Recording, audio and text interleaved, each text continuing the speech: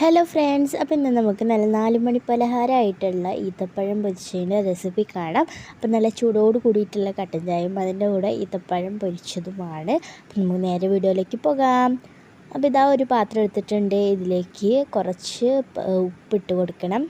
അതിന് ശേഷം 3 സ്പൂൺ അളവിൽ പഞ്ചസാര ഇട്ട് കൊടുക്കാം. മധുരം ഒന്ന് ബാലൻസ് ചെയ്യാൻ വേണ്ടിയിട്ടാണ് ആ ഫസ്റ്റിൽ ഉപ്പിട്ടത്. ഈ ആവശ്യത്തിനായിട്ട് തന്നെ അപ്പക്കാരം ഇട്ട് കൊടുക്കാം. അതിന് ശേഷം ഇതാ വെള്ളം ഒഴിച്ചിട്ട് മിക്സ് ചെയ്തിട്ട് നമുക്ക് ഈ ഒരു പഞ്ചസാരയൊക്കെ ഒന്ന് അലിയിച്ചെടുക്കാം. അപ്പോൾ ഇതാ പഞ്ചസാരയെല്ലാം ഏകദേശം അലിഞ്ഞ് വന്നതിന് ശേഷം ഇതിലേക്ക് നമുക്ക് 3 സ്പൂൺ അളവിൽ മൈദപ്പൊടി ചേർത്ത് കൊടുക്കാം.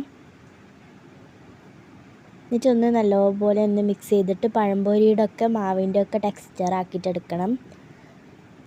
അപ്പോൾ ഇതേപോലെ നമുക്ക് ആക്കിയിട്ടെടുക്കാം. അതിന് ശേഷം ഈത്തപ്പഴത്തിൻ്റെ കുരു കളഞ്ഞിട്ട് അതിൻ്റെ നെടുക് കീറിയിട്ട് വെക്കാം. ഗ്യാസ്മേലേക്കൊരു കടായി വെച്ച് അത് ചൂടായി വരുന്ന സമയത്ത് നെയ്യ് ഒഴിച്ച് കൊടുക്കാം.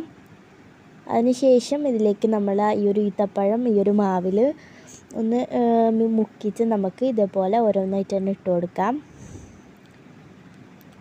ഇതാ മറ്റേ സൈഡ് ആകുമ്പോൾ ഇങ്ങനെ തിരിച്ചിട്ട് കൊടുക്കാം. അങ്ങനെ ആയി വരുന്ന സമയത്ത് അപ്പുറവും ഇപ്പുറവും നമുക്ക് തിരിച്ചിട്ട് കൊടുക്കാം.